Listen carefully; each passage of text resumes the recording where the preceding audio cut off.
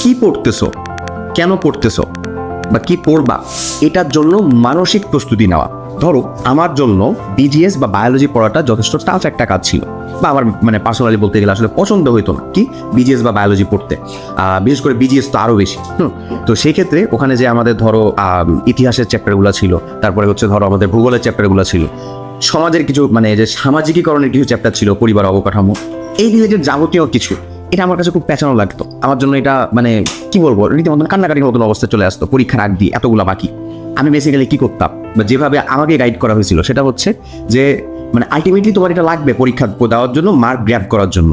তাই তোমাকে এটার সাথে মানায় নেওয়ার জন্য প্রথমে যে মনস্থিরটা করা লাগবে যে তুমি আসলে কি পড়তেছো বা কি পড়বা, সেটাকে আগে বুঝো, শোনো। মানে ধরেই নাও যে তুমি আসলে যাবা, মানে ধরে নাও যে সেটা হচ্ছে আসলে একটা রিদম।